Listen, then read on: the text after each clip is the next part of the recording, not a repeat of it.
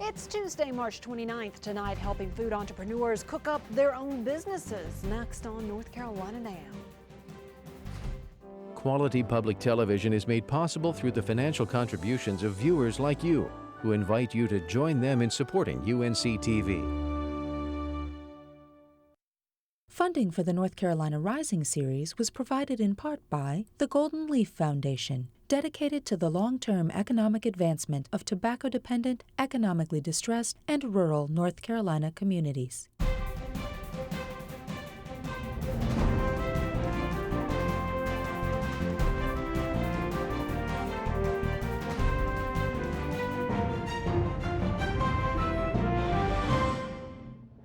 Good evening, everyone. I'm Shannon Vickery. Thanks for joining us. Tonight on North Carolina Now, we'll talk about efforts to fight domestic violence in our state, and we'll preview one of our viewers' favorite programs returning tonight as part of Festival 2011. But we begin with a look at a unique new program aiding economic growth in our state. Whether it's a hot sauce, pickle relish, or spicy mustard, Blue Ridge Food Ventures in Asheville is helping food entrepreneurs realize their dream of starting their own business. Since opening its doors in 2005, Blue Ridge has helped nearly 170 businesses get off the ground. In this new installment of our North Carolina Rising series, Christine Rogers traveled to Buncombe County to see how this incubator is nourishing agribusiness in North Carolina.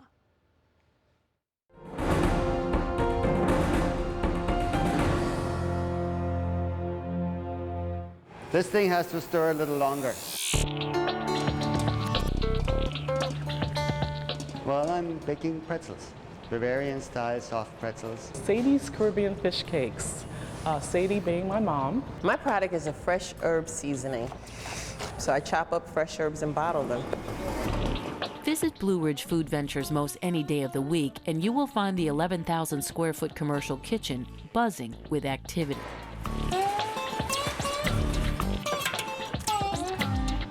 Located on the Asheville-Buncombe Technical Community College campus, Blue Ridge is helping dreams come true for budding entrepreneurs. The official name is actually, it's a shared use value-added food processing center. So we don't say that very often.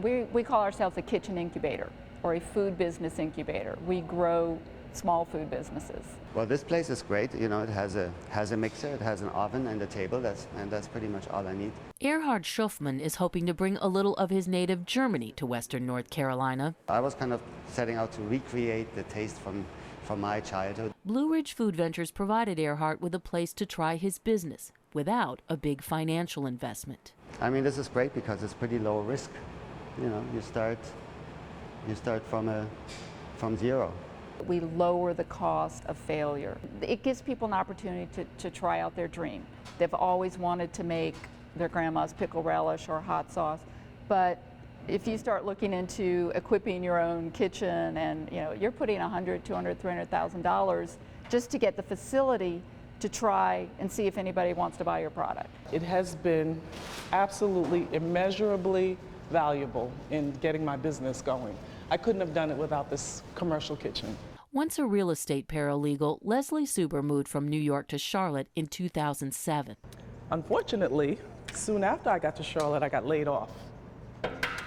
I've always wanted to start my own business. And I've, just focusing on what I'm really good at, I said the first thing I can think of is this food product that my family has made for years and years. While she always had thoughts of starting her own business, Leslie admits it felt a little like jumping in the deep end of the pool without knowing how to swim. It was extremely frightening. I have never been more scared.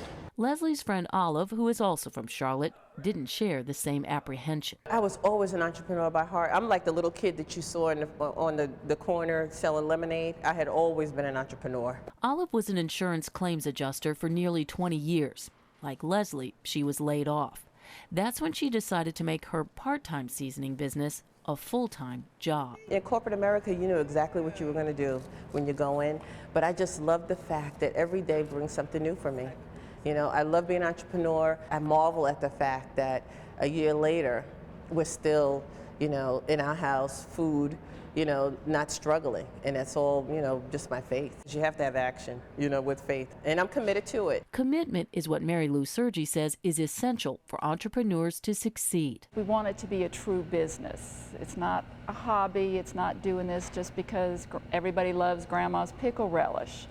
In order to really make it a successful business, you've got to kind of put aside the emotional attachment. Out of every 100 people that approach me and talk about a product, only about 10 of those actually end up here in business. While the odds are tough, there are plenty of success stories.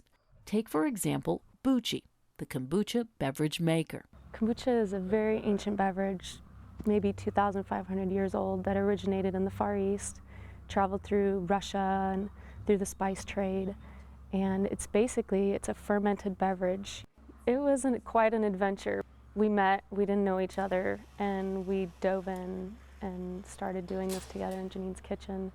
When Sarah and her business partner outgrew the home kitchen, they ended up at Blue Ridge. But just a year later, they moved into this nearly 7,000 square foot production facility. I don't really think we would be where we are here in this space now without Blue Ridge Food Ventures.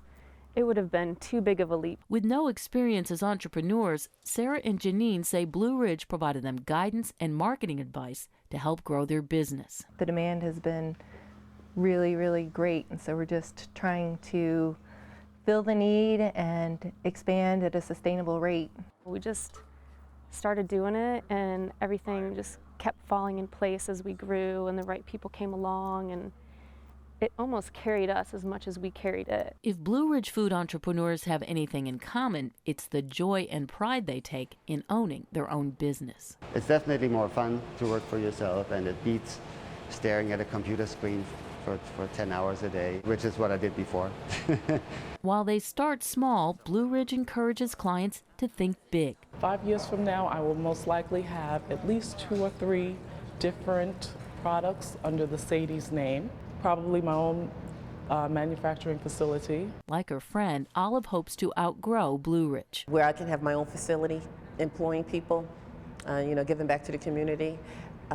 That's where I would like to be in the future. Mm-hmm. This was the first food incubator in North Carolina. Several others have since been created across the state. And economic developers see that as a good sign of the possibilities of nurturing homegrown agribusinesses. For the economic development in North Carolina, having a network of resources in place that people can go to get help with the marketing of their agricultural products or creating a business, I think it's really important that we expand across the state. Entrepreneurs who use Blue Ridge Food Ventures rent out the kitchen on an hourly basis. Currently, it has 60 businesses that operate at the facility on a regular basis, with some of the products found in stores from California to Florida. Reported sales exceed $3 million since 2005. President Obama addressed the nation last night. Speaking from the National Defense University, the president explained the need for action in Libya. A coalition of U.S.-led forces entered the country on March 18th in response to a United Nations resolution. President Obama said he is fully confident in the coalition's ability to support the effort to transition Libya to a legitimate government responsible to its people. Control of the mission will be transferred to NATO tomorrow. For generations, the United States of America has played a unique role as an anchor of global security and as an advocate for human freedom. Mindful of the risks and costs of military action, we are naturally reluctant to use force to solve the world's many challenges. But when our interests and values are at stake, we have a responsibility to act. That's what's happened in Libya over the course of these last 6 weeks. Now here's a look at tomorrow's weather. April showers are arriving a little early as we'll see rain across the state. The wet weather will also cool us down a bit, with high temperatures mainly in the upper 40s to mid 50s. Now here's a look at what happened on Wall Street today.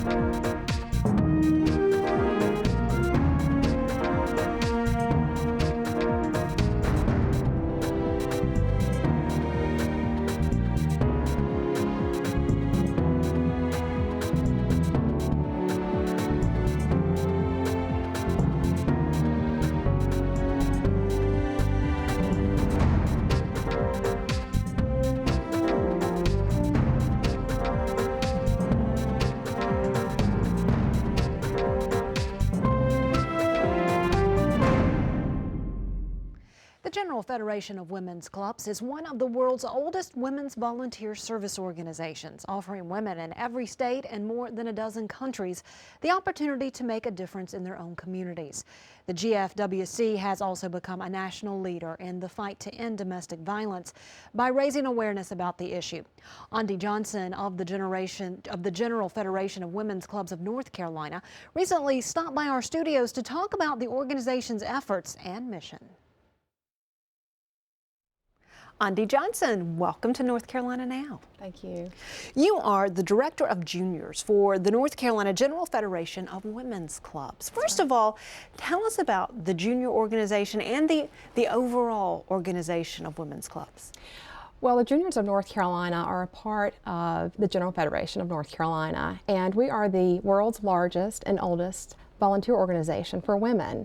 And in North Carolina, we are over 100 years old, and we are very proud of our organization and the traditions that we have within our organization.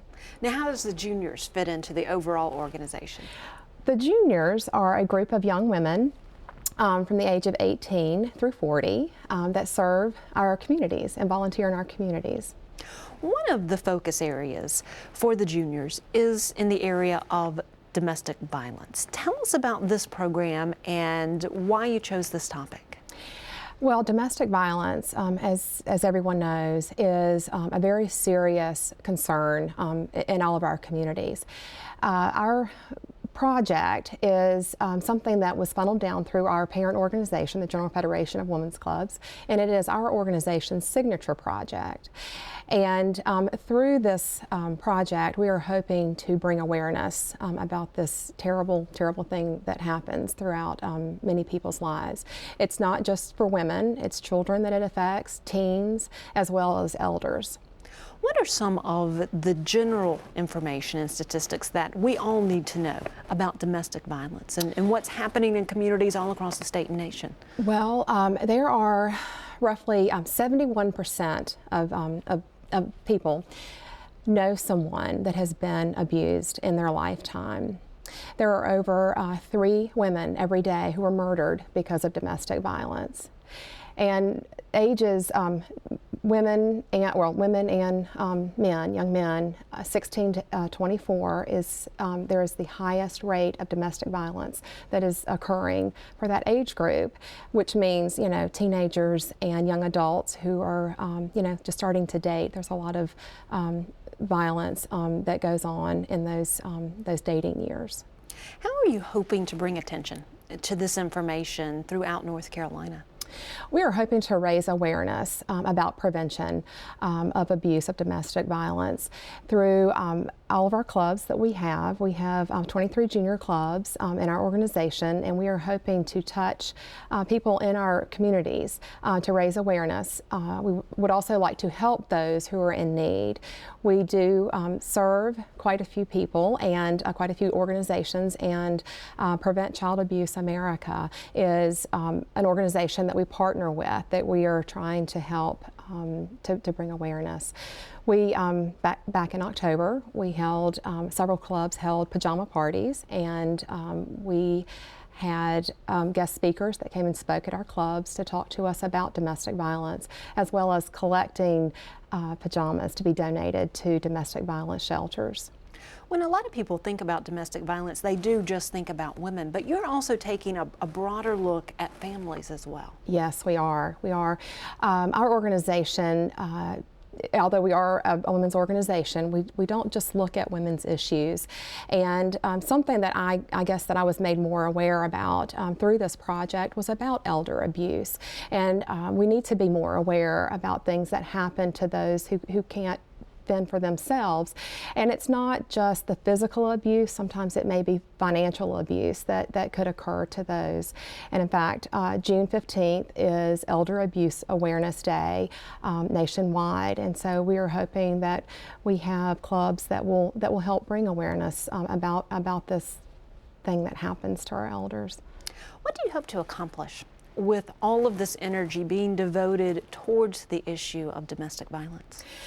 Well, of course, we would love to stamp out this horrible thing that happens, but unfortunately, that probably is not going to happen, but at least raise awareness to our younger generation to let them know that this isn't okay, that you do not have to suffer from this, that you can step up and speak for yourself and get help, and that you do not have to be a part of this cycle that continues. Are your clubs throughout the state, are they connecting in with other resources here in North Carolina? They are. Even though we are part of this huge organization of the General Federation of Women's Clubs, clubs on the local level can choose to do projects just within their own community. So many clubs are reaching out to domestic violence shelters in their own communities and doing programs and fundraisers for those organizations. Great. What are some of the other activities that the juniors are up to these days? We do lots of fun things. And currently we are working on a lot of book drives. The month of March is a very big month for Dr. Seuss. So we have donated quite a few books to elementary schools and to preschool programs for those students who need books in their homes. So we have done quite a bit of that. We also are a very big supporter of the Girls on the Run program, which is here in North Carolina, based in North Carolina. The founder of that organization is from North Carolina, and it is a wonderful 12-week program for young girls, 3rd through 5th grade, that can participate to let them know that being you is great. Finally, if our viewers want to find out more about your organization and how to connect up with your domestic violence program, or perhaps some of your other activities as well, what do they need to do? We would love for them to visit our website, www.gfwc-northcarolina.org.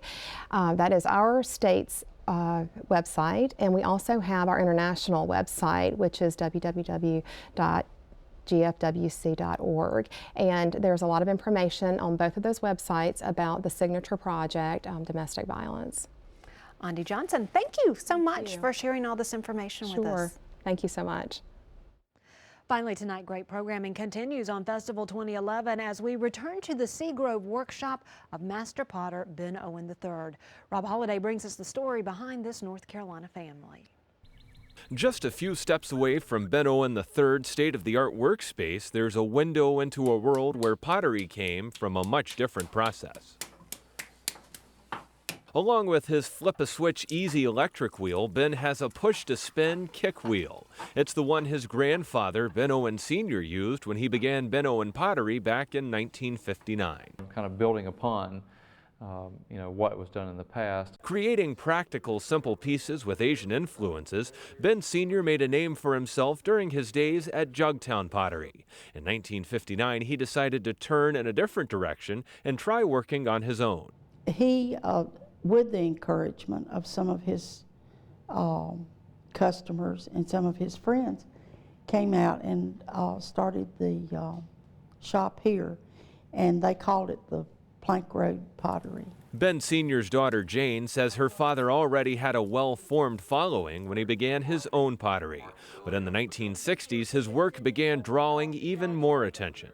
Ben Sr.'s pottery operation was spinning at full speed into the early 70s. But some of the most critical parts of his craft were about to fail him. A complication with rheumatoid arthritis. His hands just became shaped and gnarled like a piece of pottery. Due to his health, he was forced to retire in 1972. As a result, the pottery shut its doors when Ben Sr. retired. Even though his hands were ailing, Ben Sr. was still able to pass on his potter's touch. He would take and show me how to start the wheel up and how to process the clay and how to, make it work to make a pot on the wheel. It was then teenaged Ben III's interest and ability to turn pots that got the pottery operation up and running again.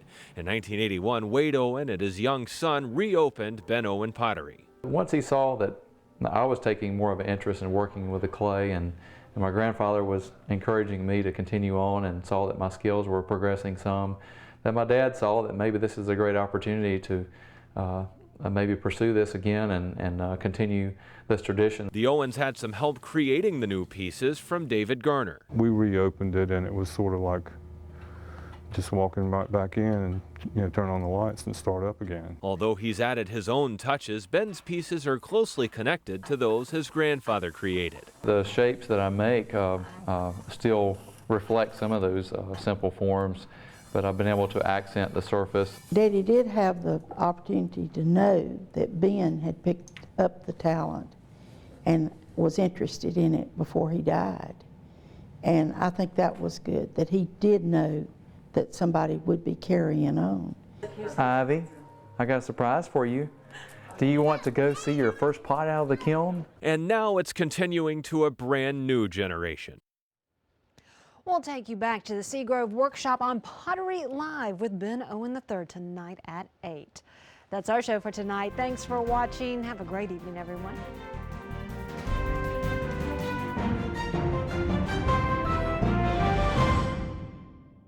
Quality public television is made possible through the financial contributions of viewers like you, who invite you to join them in supporting UNC-TV. Funding for the North Carolina Rising series was provided in part by the Golden Leaf Foundation, dedicated to the long-term economic advancement of tobacco-dependent, economically distressed, and rural North Carolina communities.